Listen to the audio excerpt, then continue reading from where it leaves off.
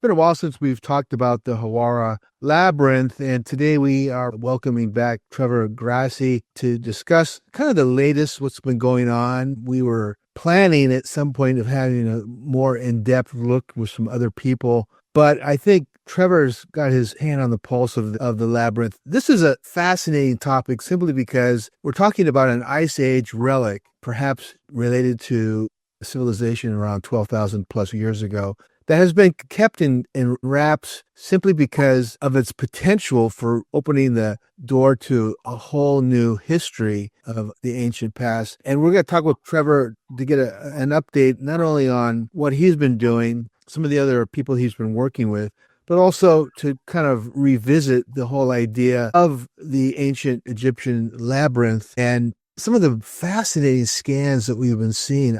And luckily, Trevor's been able to send us a few to me to post on the Facebook page. So, Trevor, welcome back to Earth Ancients, man. Great to see you. Yeah, thanks so much. I'm glad this came up. Little last minute here, but it worked out perfect because I know we've been trying to talk with you about this and had to postpone a couple times. So I'm really excited. This new news from Hawara is mind-blowing stuff. So it's very exciting. It's funny because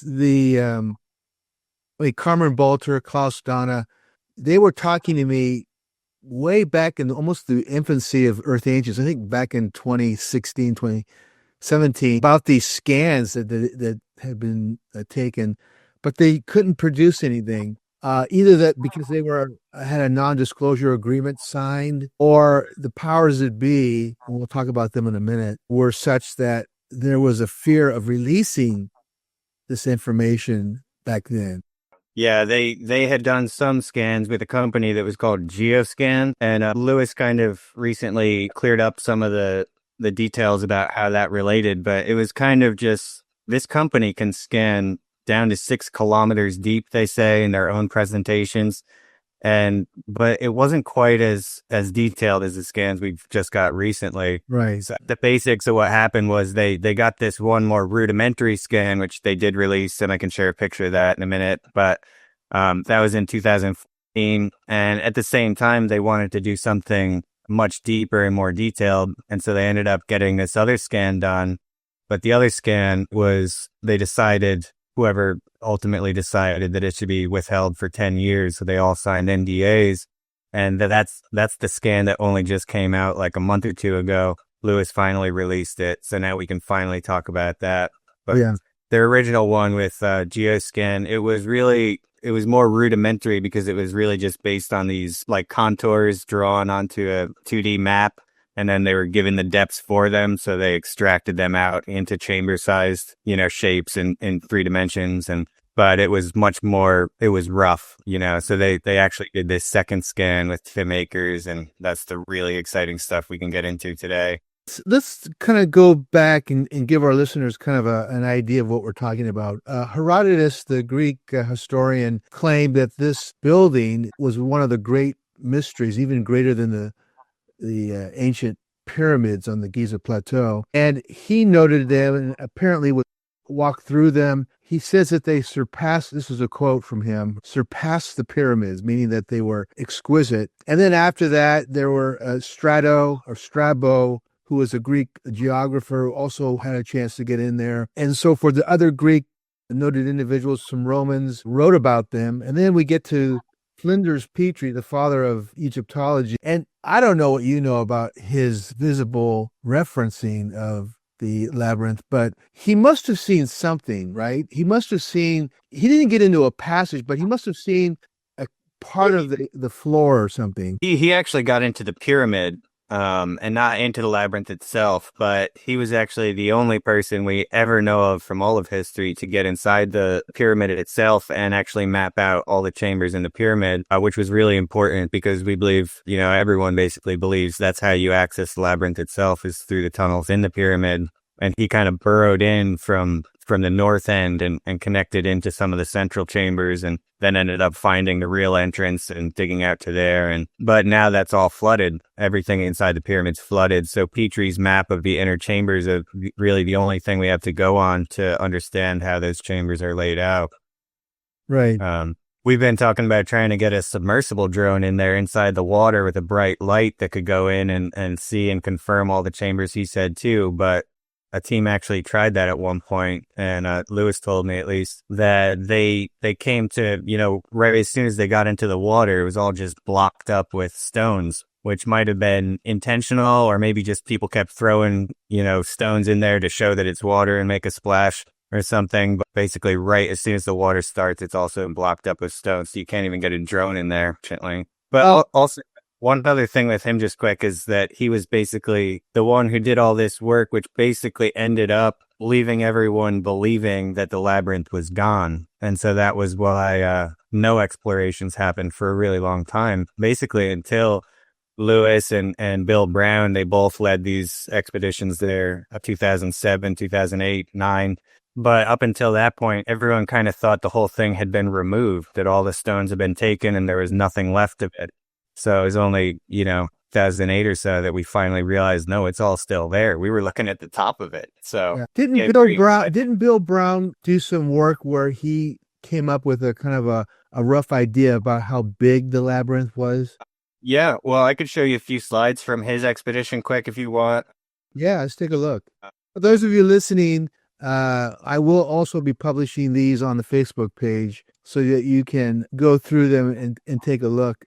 Otherwise, you can check it out on our YouTube channel. We're just going to show a few photos here because we're kind of updating the latest discoveries, the latest research. Yeah, okay. Can you see the diagram now? Okay, so, this was the famous image from Athanasius Kircher, who was working with these historic records from Herodotus and some of these other people.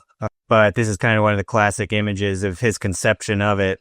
And yeah, Herodotus had said that it had 3,000 chambers, 1,500 above and 1,500 below. And so this was his and he also said it was laid out in these 12 galleries, which might represent the different zodiac signs. It was also said in history that it was actually built by 12 different kings who are all buried inside of it. I just had a couple illustrations to set the stage here. This was another one someone put together of how it was fitting inside below the pyramid. This isn't really what the pyramid looks like so much, but yeah. And actually, Labyrinth is much bigger in comparison to the pyramid. It's funny, if you go to Wikipedia, they actually define it as being built by known pharaohs, early pharaohs in the I think it was the Middle Kingdom. But that's just a way to make it legitimate, Yeah, they say at least the pyramid was built by Amenemhat III, he was in the 12th dynasty.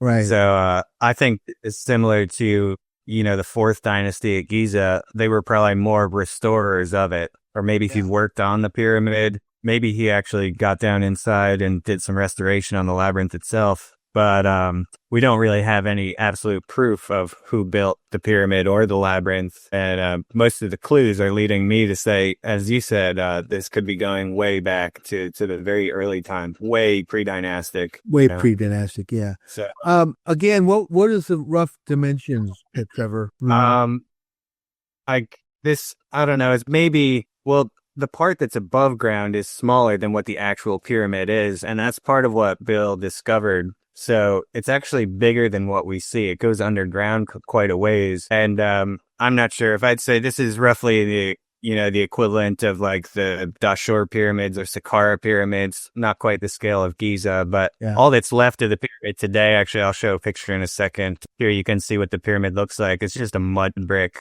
mountain. And we know that the pyramid was not actually mud brick. It was made of stone because Herodotus said there were all these carvings on it, which you don't carve into mud brick. So some people have thought maybe this was actually the core, like they made a mud brick core with a stone outer casing, which really doesn't make too much sense to me. I think it makes more sense to say that this mud brick is all a protective casing on top of the stone pyramid. Like this is protecting it. Which is actually Dr. Robert Schock and Catherine Ulysses. That's their hypothesis about a lot of the mud brick in Egypt entirely, that it's similar to what happened to Göbekli Tepe, where it was intentionally buried to protect the stone monuments. Yeah. But that's this is another image of it where it's basically all you see. And then all the rest is just sand all around. And it's kind of got this up and down, like almost like egg carton shapes. It's been described as pits and just mounds where everyone's been digging for centuries trying to find the labyrinth. But these are some of the establishing shots just to start off, which are from Bill's report with the group he worked with. I'll show in a second. But this is where Giza is right here, and this is about 90 kilometers south in Fayum Oasis. So the Nile's often said it's like a lily, like a lotus in the water, and Fayum is its little leaf here. So that's the approximate, and then that's what the pyramid actually looks like with this canal coming through it, which is a big part of the problem. The canal is constantly flooding it. So that's a little bit closer out. But basically, this was the report that Bill's team submitted, but this was from the University of Wrocław and the University of Cairo, with Adam Senkovitz was leading some of these GPR scans. And mostly this project was a geophysical survey of the site to determine how this water was damaging everything underground. And that was the primary reason for it, was to try and fix this water damage. Right. We talked about that before. Yeah. Yeah, that was kind of the main purpose. So he was doing stuff like all these survey points. He was digging these boreholes to test where the water levels were at all around it. And he discovered a lot with that. All these like core samples. He discovered the water levels in different parts. And yeah, he did end up determining that this canal was really the main reason why when they tried draining parts of it, it would just fill in instantly. And this is from that report. So Bill was actually doing he was doing GPR scans at the site in 2008, which were really some of the very first ones. Lewis and his team, the Mataha expedition, came basically at the same time in 2008. They were also doing GPR, but Bill was actually doing them around the pyramid, whereas Lewis was doing them to the south, right on the labyrinth itself. So this image is really important from the Wrocław University report, where you're seeing all these lines. These are where they did the scans, and they were actually scanning on top of the pyramid. So this red line is actually the real size of the pyramid. The black line is showing what we can see of it above ground. So they didn't realize he was actually GPR scanning inside the pyramid itself. He realized the pyramid was coming down further and was much bigger. And this was one of the things that ended up losing him the project, was when they dug these couple pits and ended up discovering the actual bottom foundation level of the stone pyramid itself. So he wasn't supposed to know about that. So that's how he ended up losing the project. Yeah. So I remember Bill talking about the potential original pyramid being stone block, and then years later, the mud brick as perhaps a protective cover. Perhaps another pharaoh felt that he wanted to present his modifications, which is what happens a lot of times when there's new generations of pharaohs. It sure looks ugly, though, I'll tell you. When we look at that pyramid as it stands now, it's pretty bad. It doesn't look good at all. Before we continue, do you believe that the original labyrinth was above ground, like the Sphinx, and then through years the sand blew in and filled the various levels, or what? How do we? Yeah, well, that's a good question. Actually, Herodotus told us straight up that the upper level was actually above ground. The lower level was underground. But now, of course, it's all under sand. Yeah. But if you consider that, account from him what he said, then you have to assume that this goes much deeper underground, because if you've got, 10, 20 meters of sand before you even get to bedrock, then of course this pyramid must be half buried in sand. Logically, you'd have to conclude that's the case. And it is. The entrance to it, they had to dig out down to the entrance. I think I got a picture of it later, but yeah, absolutely. The whole upper gallery was above ground originally. So that's just under sand. And then everything below, which strangely, it sounds like what's lower is not flooded, whereas what's higher up is flooded. So it's very clearly sealed off from what's above it. But yeah, it is all definitely much further under. Yeah. The other thing I wanted to mention is that Klaus Donna's scan back in the early 2000s, he reveals a gigantic stone slab that's 304 by 244 meters, and that's a huge piece of rock. I was reading this. I was reading this in Lewis's analysis when he was going back. It's in his notes. Wow. Yeah. Yeah. Well, I can show you quickly just some of the scans from Bill if you want to see. These were the ones he was doing on the pyramid itself. Just to quickly give an example of some of these, I've got a bunch, but you can very clearly see all these structures that he was finding. And again, this is inside the pyramid itself. It's not even a labyrinth to the south. And this one in particular, we believe this is really the entrance from the pyramid into the labyrinth. And so this is the spot. Bill keeps telling them, have you dug here yet? Have you dug here yet? And they keep saying no. And we think they have. I think, basically you can see in these images, at least, that Bill was certainly onto something, and these were some of the very first scans that actually showed us the entrance into it from the pyramid. So this is another kind of one of the images they gave us from that report, and he was telling us in the latest interview that that's basically right over here. There is a shaft connecting down, and that can be connected in from the chambers in the pyramid. Here's just a few more to show all at once. So that was him. This was another image from their report. This was where they actually dug down and found some of the different ages of deposits, and where they were actually ended up finding the corner of the pyramid.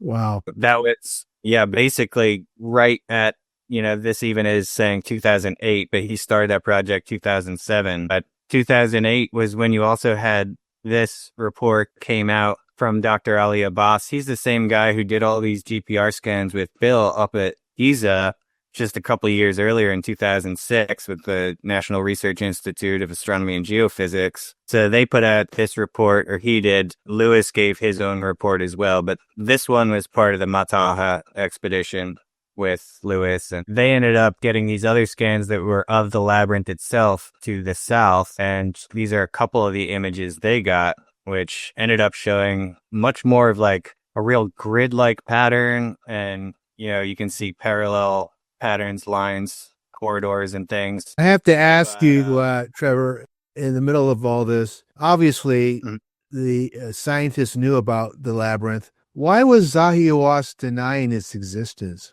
Why do you think he was such a spokesperson for the resistance, so to speak? Well, that's definitely a really good question. That's part of what we'll get to, actually, I think, being one of the most important things. Actually, I have a slide here which exemplifies that a little bit. This was from Lewis's report after 2009 when they set up a whole conference at the University of Ghent in Belgium. Zahi basically ended up covering it up. He said the conclusion of the Hawara Geophysical Survey is still waiting to be internationally released by Zahi. And since the release of the scan results at Ghent University public lecture, Zahi requested to stop communicating our results, intimidating the Mataha expedition team members with Egyptian national security sanctions. So I'm not even sure technically if Zahi has ever denied that the labyrinth exists, but he has stopped the work of Bill's team when they found that the pyramid was larger. We did see they were getting very close to getting inside of it.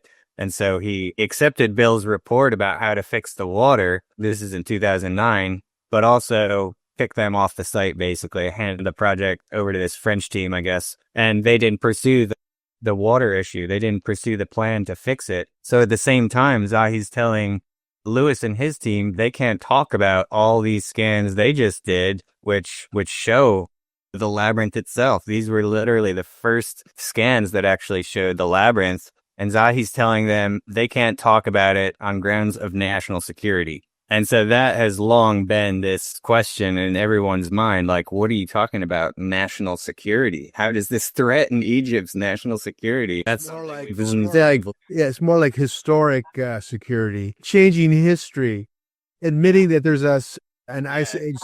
Exactly. It will really topple the whole story of of the narrative of history if this stuff comes forward, which Zahi knew back in 2009, but we only learned about a month ago with this new scan coming out. I want to kind of go to the introduction of the scans that Klaus Dana and Dr. Carmen Bolter were working with, but were unable to reveal simply because of people like Zahi Hawass who would probably banish them from access to Egypt if those scans had come out. And so, talk a little bit, Trevor, about the scans and introduce Timothy Akers. Talk about geoscans technology and what we have been seeing in the last couple of months of these fascinating and very accurate images of the body of the labyrinth. Yeah. Well, I have a few pictures of that in this slideshow too. That's Carmen Bolter. She sadly passed a few years ago, but she was working with Andrew Barker, who's seen here. The two of them, he was financing some of these scans. And what they came out with was this one, that you can see the red is the lower level and the blue is the higher level. Mm-hmm. And what they did here, this was from the company Geoscan, and Geoscan does have this presentation they put forward, like a slideshow talking about their technology a bit. And they say that they are able to scan down to 6 kilometers, for one thing, which is really important considering what, my friends, our friends scan the Coffer Research Project are doing these days. Everyone's saying that's impossible, but this company Geoscan said they could scan down 6 kilometers even back then in 2014, and that they also said they could detect various materials, not just voids and things like that. But this one was kind of more rudimentary, and they basically were given these images drawn out on like a Google map, like a 2D kind of contours of these chambers. Excuse me, and then they were also given the depths for where each one of those levels were, and they just basically extracted them up into chambers to get this model. So it was a lot rougher, basically, and they wanted to get something with a lot more detail, and they they actually did this other scan with Timothy Akers, and Andrew Barker was also financing that, and that technique or method ended up turning into basically the company that's today called Merlin Burroughs, with Bruce Blackburn as the CEO of that, and they're still doing this kind of work today. So, but we had never seen that scan until just a month ago. That's the one Lewis just released a month or so ago, and this was the Substack Lewis put out. You can look up his Labyrinth of Egypt's Substack. Yeah. For those of you listening, I'm going to be posting Lewis's 2 articles on. It's called the Labyrinth of Egypt. Part 1, Part 2. Actually, Merlin Burroughs Scans Part 1, Part 2 is the official title. What do we know about the technology? Because it sure seems like the SARS technologies, but it's different, isn't it? Yeah.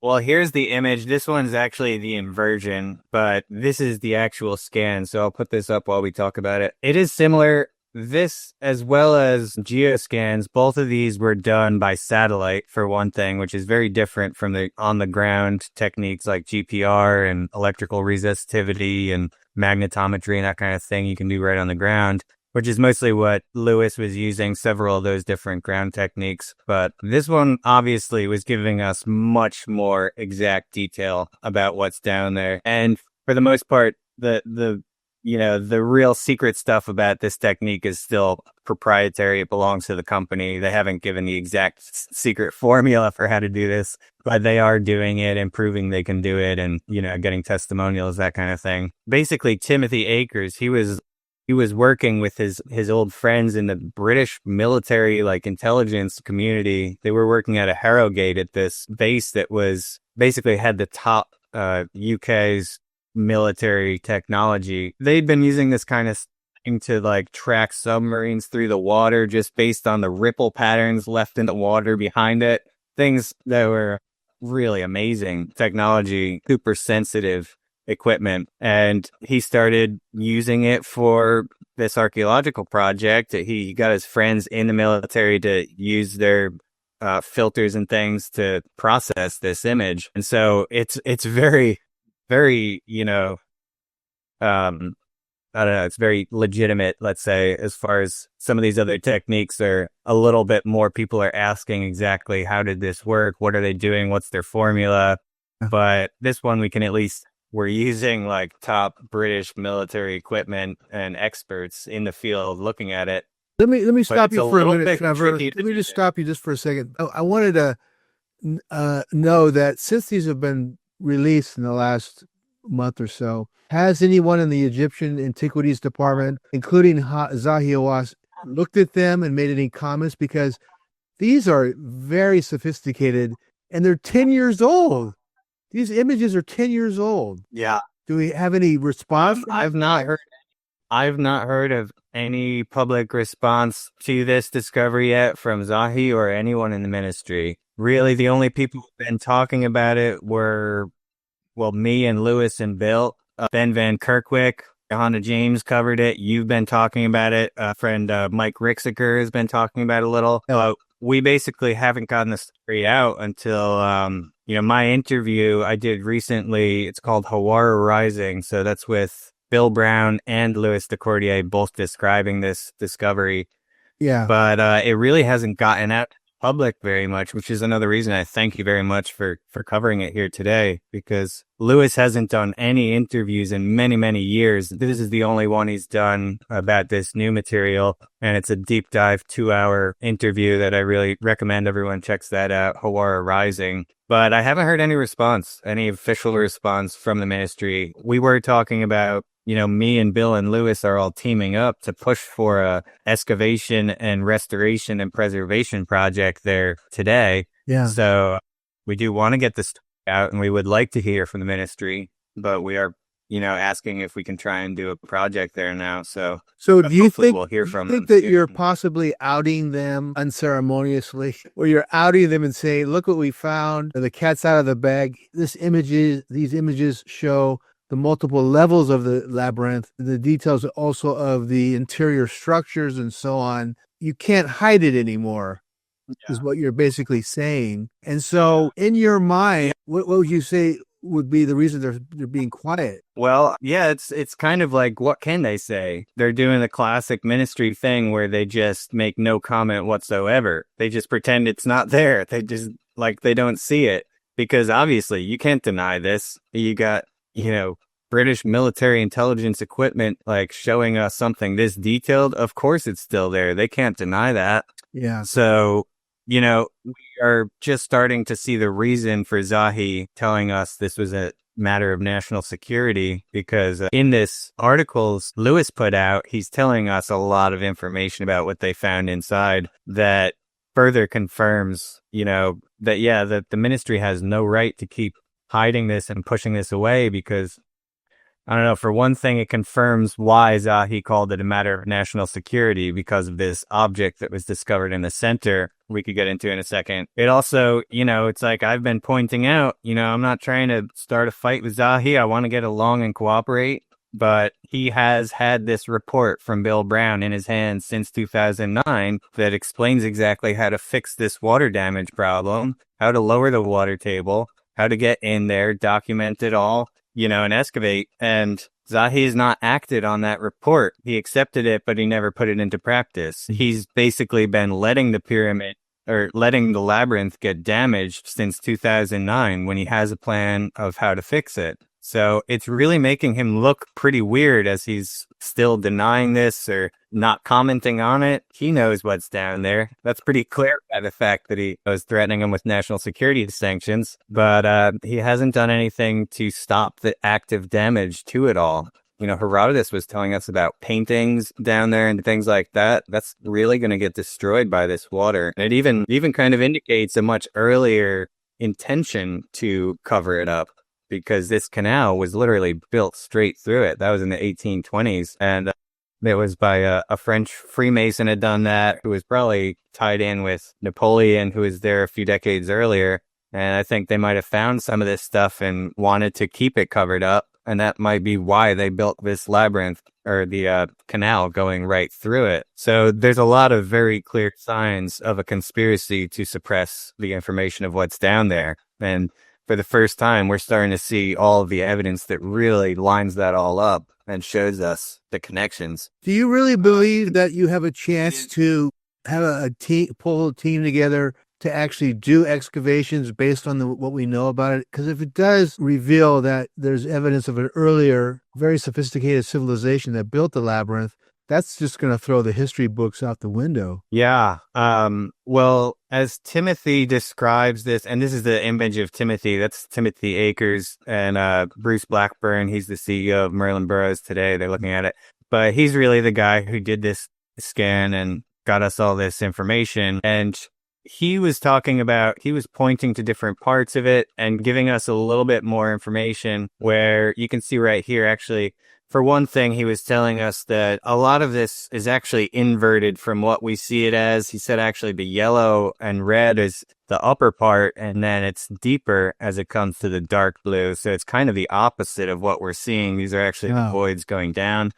You really need a trained eye to understand what you're looking at in these images, because it's actually 4 or 5 different levels all compressed into a single image. So I can't even tell you as well as he could have, exactly how we're supposed to read this. But for one thing, he said all these black marks here were basically surface level structures and Persian tomb shafts and things like that, Roman and Greek, all of these black specks all around. These are much closer to the surface, things that we can get at very easily. So that's one of the things we could push for initially, at least in an excavation project. But there's also right over here, where is it? Right here, Tim was telling us there is a boat, a wooden boat, like the Khufu's solar boat that was found right next to the Great Pyramid. But that one was disassembled in pieces. This is actually a full ship, a wooden ship right near the surface. And there's another one right down here. So there's 2 wooden boats that we can dig, which are very close to the surface. Wow. And that would be one of the amazing finds we could just start with, before or after getting in. Because as with how much we know, I think we could get right into at least the lower levels of the labyrinth tomorrow. It blow the roof of the water. I think National Geographic is probably in the school of people who are working actively to keep it covered up. But I do think we have some funders who are very interested and some academics that want to be part of this project. And we're actually talking about doing what Bill did on his first project there. They actually did a program, and 50 different Egyptian students from University of Cairo ended up getting their master's degree on that program. Wow. So they got PhDs. We're going to do it like that as well, where students can come and do their master's programs there, which would be very cool. I love that. That's so cool. Yeah. But yeah, it is a huge, huge project. Like I say, the lower levels, they're already drained. So we could be in there overnight, really. They're just going in through the shaft entrance that Bill had already found. But it would take a while to probably excavate out all the upper level, and we'd have to do some more work to get the water levels finally dropped from that upper level. But some of these surface level things, like these 2 giant wooden boats, we can find them. We can excavate those right off the bat.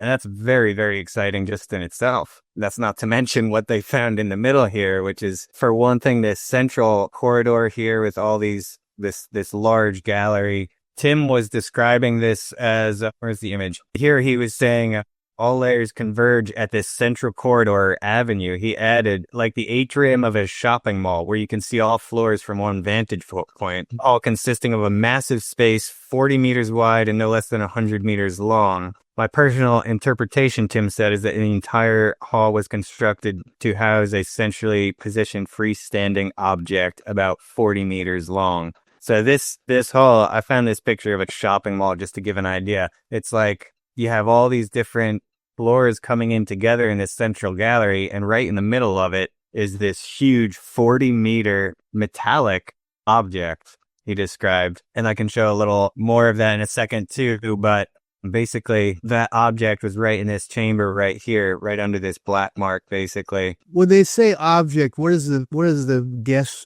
on what it could possibly be? Because to name it metallic, that's pretty trippy. I mean, what does that mean? Yes. Ancient, some other technology maybe. Yeah, well, I mean, people are taking it to all different interpretations of what it could be. I think I have some of these. This one's just talking a little more about the process, but this is what's called a Shen symbol. And Tim said that object that's 40 meters long looked somewhat like a Shen symbol or like a TikTok. But he actually said this himself, that he paused before adding with measured gravity. A more speculative theory is that it's some kind of portal, either interdimensional or interstellar, a Stargate. Its material signature is unlike anything I've ever seen in my entire career, but it's there, undeniably there. I'll let the future find out what Dippy is. He named this object Dippy because he was making an association with this Diplodocus dinosaur that was in one of the museums as like a giant central feature of the room. But yeah, so this is literally Tim Akers' own words. He says he has never witnessed a material signature like this in his entire career, and that it is some type of metal he has never detected before. He mentions that it's metal further above. But for an idea of that, you can get the idea that he was looking from above, so he couldn't tell necessarily exactly how tall or whatever. He said it could be this upright disc, or it could be more of like a tic-tac shape, like a oblong oval type shape. But very clearly, he said, it was 40 meters. Lewis, actually, he had made these this piece of art that was in the shape of the Shen symbol, which we believe is actually related to stargates in the Egyptian hieroglyphs. We have a lot of evidence all over Egypt describing stargates very literally. This isn't me saying it, it's the ancient Egyptians. They literally wrote out the word stargate at practically every temple. And a lot of times it was associated with this shape. So Lewis was selling a piece of art in this shape to raise money for these projects. And this was one image I did to show relatively the size of how big that Stargate would be with a football field. Like almost a quarter of a football, 100 yards. Yeah. Over a third up it, yeah. Yeah, over almost like 200 yards. But yeah, that's yards, not meters, but basically the same. So yeah, there's Lewis and Bill. This is just a shot from my recent, it's called Hawara Rising. That's the name of the film if anyone wants to look it up. Yeah. But yeah, he basically, he said Stargate, not me. And, the ancient Egyptians said Stargate before him. A lot of people are saying this must be a Stargate portal or a craft, like a UFO, basically. And you also have to factor in, knowing that Zahi's calling it a matter of national security. I don't think it's just some sculpture, that's not important. You have to factor that in. It's more like, I don't know, it's more like a UFO or something like that would make sense. Like, what would they have built this entire structure to be centrally housing? It must be something of incredible importance. It's 100% metallic too, which is very strange. We don't see metallic objects in Egyptian artifacts. We just don't have anything like. We have a few coffins that are metal, but nothing that size. That thing's a monster. Yeah, that is a major discovery, and that is in the dry part of, I believe that's in the dry part that we could get into very easily. So when you say dry part, how many, is that like maybe 30 feet from the surface? These scans are going down, they said, all the way to 100 meters at the deepest. They were saying, just put it on this image for now, that some of these, they were looking at all different levels down to 100 meters. Wow. Whereas Lewis and Bill, they could see maybe 10, 20 meters or so, depending with various different methods. But this went way deeper. And I'm not sure when I say that I think this object is in a part that's not flooded, because if it's on multiple levels, it may be. But we do know that all the subterranean levels are actually not flooded. And it's the stuff above, more like the ground level under just sand, that is. So we could, I think, get down there and see this object right about there. And then, this whole hall, this entire central avenue, they say in the report, was actually 60 by 100 inch chamber. And we have no record of the Antiquities Department attempting to get in there or do any kind of excavation, right? No, I mean, if we can follow the patterns and we know, how Egypt works, we can basically assume they have been doing covert excavations to try and get in there themselves, at least remote sensing covertly. I mean, clearly Zahi Hawass must have known that this object was down there back in 2009, because that's when he told Lewis this was a matter of national security. We know they must have, but we've been really begging them to let us do it. I mean, especially now, more recently, since the Coffer Project, and more people are really getting interested in these underground structures and complexes of Egypt. It's coming back up, and a lot of this work I was doing with the Coffer Project helped inspire Lewis to get back into it, and it happened to coincide with the end of this NDA they were all under. it's a lot of things coming together all at once that's very interesting. Let me ask you real quickly, and then we can move on. Do you think Zahi Hawass is adherent to Mark Lerner, the American Egyptologist? Because I have this feeling that American universities or perhaps government agencies are behind a lot of this secrecy. Yeah. Well, he and Lehner have been working so closely together since the 70s, really. And it's interesting that, Mark is he's really going for the same permit we're trying to get at Giza right now. And he really wants it also. And I know that at least once Zahi denied him even getting it, which was very weird because usually they're working hand in hand. But it just goes to show, that this is very, very sensitive location. This is actually, I'm talking about the temple complex that we revealed in the Secret Underworld of Giza Part 3. This whole temple just to the east of the Great Pyramid that we believe connects straight into the Great Pyramid. And we think that's, how you actually get into all these new chambers that the Khafre Project had discovered there. And that ties into all this stuff with the large void above the Grand Gallery in the Great Pyramid. We think these tunnels from the east go straight up into that. Yeah. But yeah, that's something I'm discussing actually in this interview I just recorded with Matt Bell recently. He's the one who's funding the drilling project to try and get into that chamber. I was telling him more about this potential of us being able to get in from the east from this temple complex with the tunnel. But that's something that Mark Lehner is actually excavating in the past few years just to the east of that temple, which is part of the Great Pyramid Causeway as it comes out into the village of Nazlat al-Saman. So he uncovered a huge section of that causeway, but he has not been allowed to actually dig at the temple site with the tunnel. So I don't know if Mark's ever been interested in Hawara at all. I haven't heard of him trying to work there, but I think he and Zahi are still close in some ways, but both of them are kind of generally, I think, going out and putting out this idea that, they've looked and there's nothing to find, even though they're really not showing us much data to prove that that's the case. The Giza Plateau Mapping Project and the Sphinx Mapping Project, these were with ARCE or ERA was doing a lot of projects too, the Ancient Egypt Research Associates and the American Research Center in Egypt. Those are both basically run by Lehner, and they've both done these projects that basically say, yeah, there's nothing underneath Giza. We checked. Trust us, pretty much, because they're not us any proof. Point a camera into one of all the 5 or 6 entrances in the Sphinx's body itself and just show us that there's nothing there, but they won't. So very clearly hypocritical. One of the huge problems I have with the Antiquities Department is that they control the narrative. A great example that you just gave it is the Scan Pyramid team, which is almost 10 years now that they scanned the Great Pyramid.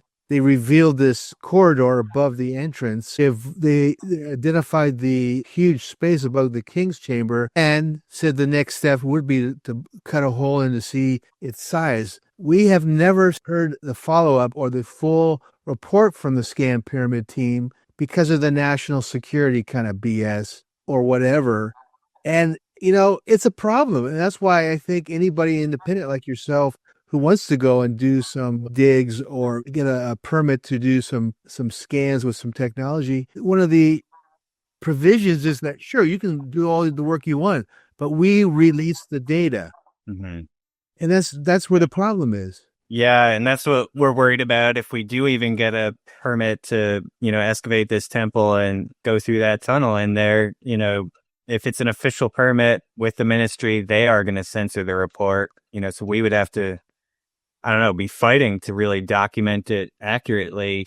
But this is what's coming to a head with this situation right now because they postponed it a couple months. But basically, Matt Bell had just interviewed Zahi a month or two ago, and that's where he first announced that he was actually funding that project. He was funding the Scan Pyramids team to finally drill up into that chamber. And so on that interview I just did with him, it will be out in the next couple of weeks with Matt Bell. we talked about it a bit, and I explained more about how we believe, I'd say I'm 90 to 95% sure that we can get into all those chambers that the Kaffa project actually showed in much more detail than the Scan Pyramids did through this tunnel from the east. And we could dig in a place that has absolutely no risk to any of the pyramids or anything. We can get in basically digging through a pile of rubble where they just demolished the whole village. Since 2021, it demolished the entire village, all the houses and little guest houses and businesses. So, I mean, I'm saying what's going on here with Zahi and the Scan Pyramids team. We have absolute proof that there's at least a very good chance this tunnel connects straight into all those chambers, and there's no need to drill in the pyramid at all, which would be far, far preferable to actually drill damaging the pyramid. If we don't have to do that, we really shouldn't be. So if Zahi goes ahead and drills in there, for one thing, that's going to look really bad for him because we're showing the whole world evidence that there's a very likely chance we don't have to do that at all. And for another thing, it would seem to kind of be evidence that Zahi's already probably got into that chamber. If he's willing to let us drill up in there and stick a camera in there, I will tell you, you don't have to be a researcher like me, to understand that they're not going to ever stick a camera into a chamber if they don't already know what's in it. They're never going to do that live for the first time, so if he's giving permission for that drilling to happen, for one, it's like, no, we shouldn't be drilling at all. We can get in there without drilling. And two, you must have already gotten in there. Yeah. So the question becomes, did they already get into the tunnel that we were describing? And we told the world about this tunnel and the temple because we knew that these black market tomb raiders and stuff, they were already getting in there. They already knew about it, some of them at least. So you're talking about a tunnel, you're talking about the synthetic aperture radar image of the Khufu, the Great Pyramid, and there's, I guess, a tunnel or a shaft that a man can walk into that comes close or connects with that open void. Is that what you're suggesting? Yeah, I could maybe see if I could pull up an image. Or that would be, you're right. That would be amazing if they can connect with one of those shafts that nobody knows about and walk right into that room. See, that's the other thing, is if they start showing this new satellite imagery and say, hey, there's all these walkways within the Great Pyramid, let's access them. I think that's also going to fly in the face of orthodoxy, because that proves that the pyramid was not a tomb, that it was a machine of some kind. Yeah, it could get into some things like that. I do have, I'm trying to see if I could find that image quick, but I'll just send it to you after, that shows how that tunnel connects in, but it could explain quite a lot. And it's like, even if it doesn't make it all the way there, even if we're not totally right about that, it's still, it's a very, very good chance of that happening. And there's no reason not to at least try it before we start drilling and doing permanent damage. They had drilled into the pyramid back in the 80s, actually.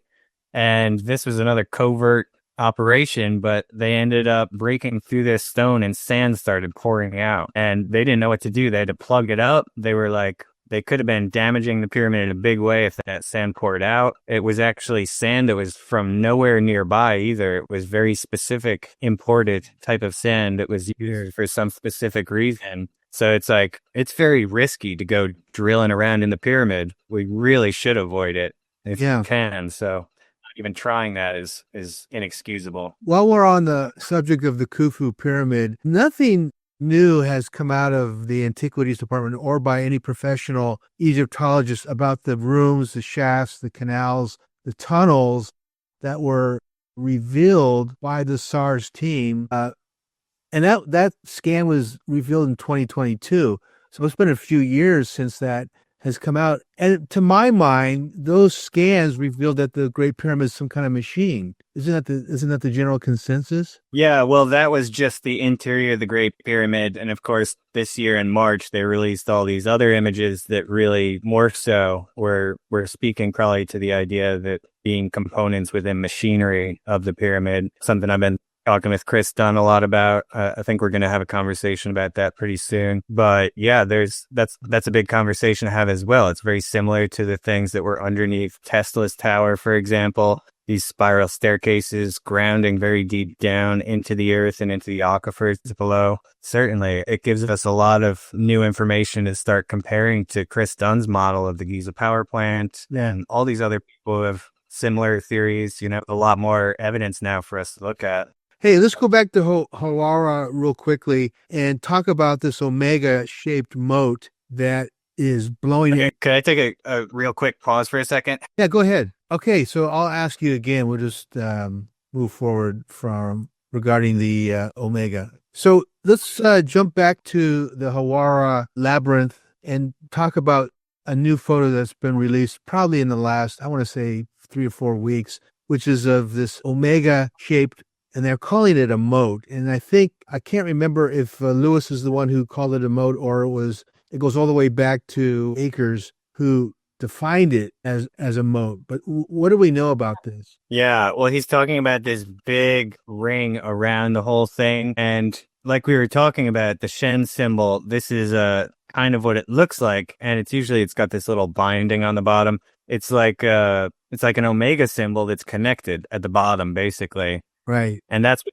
they were saying in these images. You can see it's kind of like a giant omega. I don't have the one with the omega laid over it right here. Right. But, we were talking about how this giant shape of the whole thing is kind of matching potentially what the actual object in its center also looks like, which could be, basically a shape like a Stargate, something you could walk through. Yeah. But that is certainly not the only reason why we've been calling it a Stargate. There's been other, I'm not saying it is either, but we're not the only ones to propose that idea. And I was saying in my other film with Lewis and Bill that it was similar to my friend Wayne Herschel. He's been talking a lot about this Omega Stargate and this Shen symbol actually being another symbol that basically is associated with the Stargates. So he and I had both come up with that idea in the past, and we're all seeing these kind of indications that there is some association with the Shen symbol and the Stargate. But yeah, I don't have the image of that overlaid on there. Floor, was it? I can't. Was it like the third floor that it falls on, or it's? I think. And the other thing is when Akers has mentioned it as a moat, that means some kind of a waterway of some kind. Yeah, I mean, it's got nothing to do with the canal. The canal is kind of cutting over like this at an angle through it, but that's on the much higher levels, the much shallower levels. But it's hard to tell exactly. Like I say, he was talking about the yellow being higher up. So I don't know. It almost seemed like this would be more of a mound than a moat going around it all. So I'm not exactly sure how that works or how that fits in, but it could be the opposite. We were talking about potentially things like the Large Hadron Collider, a particle collider or something. You need these large rings because that is huge. I mean, this is a huge area we're looking at. It's an enormous round structure. But yeah, we've got the boat. The wooden boat I was saying is right almost on that ring. The other that side of it. So now you're making me think that maybe what we consider a labyrinth may be some kind of an active machine of some kind, or at least. I mean, I think there's many signs that tell us this site is an archive or repository of artifacts or technology, as well as basically a library of written text. I think basically the reason why there's 3,000 chambers, as Herodotus said, is because they wanted a lot of surface area to actually inscribe all this knowledge onto the walls. Like they do at all the temples, they wanted to set it in stone and make a permanent archive of this knowledge. And actually, there's one other thing right here. You see this tiny little circle here? That's a enormous dome that Lewis said is actually comparable in size almost to the Pantheon in Rome. Not quite that big, but very similar, like a huge, huge dome. That might also be similar to accounts we've seen of like a solar library archive of knowledge, something like that. But probably the whole thing really is. I don't know if you have this object in the middle that's very clearly seeming to be something along the lines of a technological device, potentially a UFO or a Stargate. That's very very interesting in itself. It could be actual technology that we could reverse engineer or study or learn from. Yeah. But I do also want to say, just as I bring up this word Stargate, and again, it's Tim Akers saying that word first, and before him, it was the ancient Egyptians saying it. But just so I don't say that word and everyone goes crazy being like, that's, science fiction. Yeah. I did just want to mention that our friends, Mohammed Ibrahim and Mike Rixiker, they just did this amazing interview a few days ago, just came out. And this interview, I know you know Mohammed and Mike. Mohammed has a tour company that's literally called Stargate Tours. It's called Saba, which means Stargate. And Mike hosts the Stargates of Egypt tour with Mohammed. If that wasn't enough, they both we're already planning on going to Hawara this year on that tour, and I might actually join them because I'm going to be there at that time, I think. We have a new tour coming up next April, and we're going to be down in that area as well. Awesome. Yeah, are you going to Hawara as well? I think we're going to stop by. We'll probably just get out. You can't really see anything out there. It's like Yeah. So most tour groups don't go there. Yeah. It's kind of far out of the way. We're not going to, I can't remember on our itinerary, but we're going to see some unusual megalithic places down in the southern part of Egypt. April 28th through May 10th, for those of you listening. I talk about it every week. He just started seeing this word written all over the temples. Stargate, gates with literal stars inside of them or on top of them everywhere.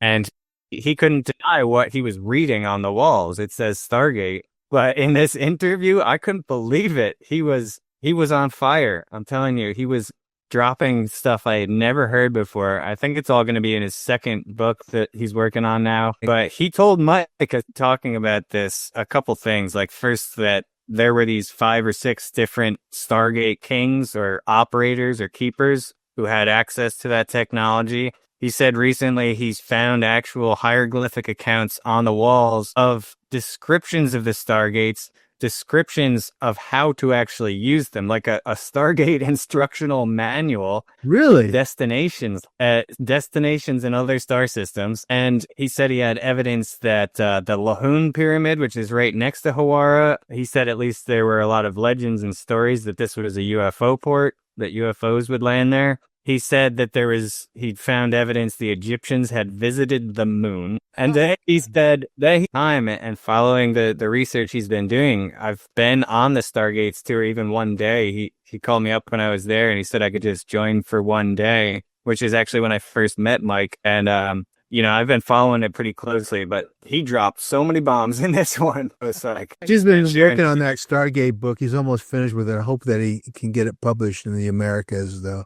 United States. It's pretty big news. Yeah, that's cool. I'm glad you mentioned that. As we conclude, give us what your hope is for further research of the Hawara area and what permits you're working to get, if any, to do any kind of research. Yeah, well, we're pushing as hard as we possibly can. And I mean, me, Bill Brown, Louis DeCordier, for the most part, other people who have been involved in the past, we're really opening up to anyone who wants to be involved or help support however they can. We're trying to put together, the basic pieces, just like we're doing at Giza.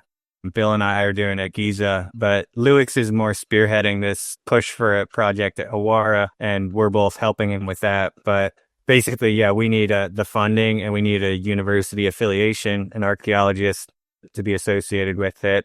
And if we have that, then yeah, we have so much evidence at this point. We have 4 separate teams who have already scanned the Hawara Labyrinth and proved that it's there. Plus, we have the Coffer project. They're going to scan it next. So they're still working on Giza, but they've already agreed to scan Hawara too. So we're bringing more evidence than has ever been presented before. We're proving that we can do it with the right people, right equipment, right kind of funding. We're going to bring the money ourselves. We've got a few different funders interested, pretty much ready to go. And we're pushing for a preservation project, like I say, and a restoration. It's a rescue mission. It's a rescuvation. I like that. It's a excavation. Yeah, because it is really a serious archaeological crime. Honestly, I don't know how else to say it. That I'm sorry, Zahi has had this information since 2009. He knows we could patch up that canal for starters, or ideally just completely reroute it far away. Because without that canal getting fixed, it's just going to keep flooding back in. Right. And besides that, you already know where we could drill some strategically located wells that would keep the water lower, in places that aren't going to hurt it. So I think it might involve a little more testing to make a final complete solution to the water, but we basically have a plan to fix that. And so we're coming to them with all this evidence that the labyrinth is clearly there. It clearly has an object at its center that will change humanity entirely once we find it. It will change the entire origin of our civilizations, the entire narrative of history. We've got so much. I mean, just these wooden boats alone, like that are very shallow. We could definitely get to them. The more we prove that there is something very, very worthwhile to find down there, and that we can do it safely, and that at the very least, we need to stop this active water damage ruining this. It's like you say, Herodotus, he's the father of history, and he literally said, basically, the pyramids surpass all the works of the ancient Greeks and Hellenes, but the labyrinth surpasses even the pyramids. He's saying the Hawara Labyrinth is the single greatest architectural achievement in human history. And at its center is what I would say I'm 90% sure is either a UFO or a Stargate in some form. That may sound to some people. I'm one of the people who has been following this story for a long time. I know Lewis, Bill. I know all the other people who have worked on it, except Carmen I never got to meet. But, I've been speaking with Merlin Burroughs, everyone involved. And that's coming from all my research that I literally say. It's just still going to sound like a reach to a lot of people, but this does seem to be some type of interplanetary technology, most likely at the center of it. Amazing. And it will change things in a big way. Do you think with so we're dealing with a developing country in Egypt, and I mentioned, I get very frustrated because we go every year and I talk to field archaeologists there, and they're not using ground penetrating radar. They're definitely not using SAR satellite technology. Do you think that they are going to welcome another country to come in and start digging at Hawara and not want to try to control it and change the narrative? Yeah, well, I think it's they actually prefer that for some reason, for whatever reason, because in a lot of these situations, I would even suggest working with the Egyptians more, like the NRIAG, the Egyptians National Research Institute, who was working there back, with Lewis and working with Phil at Giza. But, we've been told by some of our Egyptian contacts on the ground within the ministry and stuff that they would really prefer a foreign mission to come in and propose the application to work with the Egyptians. But they actually want foreign countries to be involved. And a mission, meaning a university or a museum or some type of foundation that's good for that. So, yeah. That's kind of part of what we're bringing together into it. Yeah, I think we've got a better case than we've ever had before. And if we can bring the funding right next to it, I don't know what Zahi or the ministry are going to have to say about, denying our permit. I think the world should be in an uproar if we bring all of that and they deny it. So I think we're very close. And I think at this point, it's going to be very hard for them to do it because, Zahi did this interview with... Oh, that was a disaster. It was utter disaster. And then, of course, he backed out. He said in that interview that he would be happy to speak with me and the Coffer Project. We actually were all going to do a round table with him for this conference that we're doing in Dubai. Me and Armando and Filippo of the Coffer Project, we're going to do a round table interview before that conference. And after he said on Rogan, yes, I would happily, of course, were his words. He said, of course, I'd be happy to speak to them. And then he literally withdrew from this conference just to avoid meeting us all. Literally, that was the reason. Well, you got to wonder, Trevor, if what is happening more and more reveals or are being displayed and more data is coming up that begins firmly shifting the narrative that there was an early Ice Age civilization or Pleistocene group of people, Atlantis, other types of sophisticated people, and there is some kind of a international undercurrent or black ops kind of group that's like, no, we're not going to release this data. And it's guys like you that are saying, no, man, this has to come out. We need to know our true history. This is the reason I started Earth Ancients. I have this gut instinct that there is a early, very sophisticated civilization that we know about, but are not able to verify because it would require historians to rewrite the history books. And they're just not willing to do that. Yeah, and I think in a lot of cases, it's easy to put all the blame on Zahi, but that's not what I think is the case. I think he's controlled by every agency and secret society and different groups like, mafias and stuff that are all working their way into the ministry and trying to control all that stuff. And, they all have different reasons for pressuring Zahi into not saying this stuff. I think some of it he actually wants to say but can't. He is clearly the one level that is still visible to us that's clearly the gatekeeper stopping it all, but he's not making most of those decisions. Honestly, there's people above him pressuring him, and it's complicated, but we think every single day this year we have a better and better case to show that this stuff is real, and he's looking worse and worse the more he keeps denying it, or even denying the possibility of it. The whole world is seeing it while he's still saying nothing there, and it's like, dude, we all know it's there. Well, we all know some. His interview on Joe Rogan was such an international embarrassment that if you're an Egyptologist, I haven't talked to anybody I've had on the show, but that must have been a huge, huge problem for the industry with this guy who doesn't even know what Zep Tepi is. Jesus Christ. Yeah, and honestly, the Arabic press really just ripped into him after that, and they said, your ego's out of control, you're not representing Egypt well, all these things. And then he shortly after did his interview with Matt Bell I was just talking about, and since then he did one more on Piers Morgan with Dan Dunking and Jimmy. I saw that one. And the one with Matt Bell actually got him some redemption. It was a lot better. And then the one with Piers Morgan, I mean, that was kind of more of a mess too. But honestly, in some ways, I was siding with him in one statement that, he's saying we can't just drill, that's why it's taken us so long to get into this chamber. And I'm saying, you don't have to drill. That's what I'm trying to yell at the top of my lungs to the world. It's like, we don't need to damage the pyramid, and we shouldn't if we don't have to. We shouldn't just drill to get in there. We have a tunnel that goes to that chamber. Yeah, amazing. So as we conclude, when do you think you're going to have boots on the ground in the Hawara with your team? What would be an estimation when you would start your work? Well, basically the excavation season of Egypt is from like September, October up till March or April. They don't work in the summertime, so pretty much we're pushing for Hawara and Giza right now. We're trying to get the permits at both or either. And whichever one comes through first, we're hoping we can get at least one or the other by September. October, we could have boots on the ground actually digging by that time at, one or the other or both. Here, really?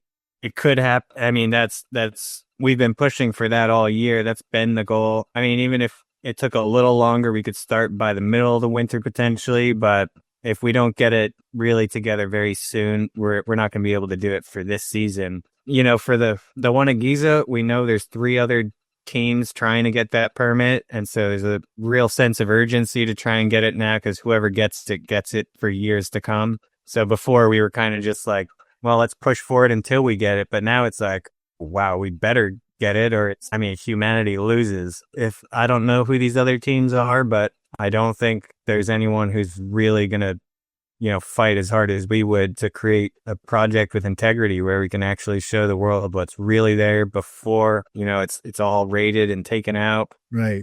So it's become very desperate and urgent at Giza, and it already has been very urgent at Hawara, because like I say, this water is actively damaging it right now. So it's very urgent in both situations. So amazing. We could be underground at either site by September or October, and people support us and share this information, really get the awareness out. That would greatly help. So I will thank you once more for having me to talk about this.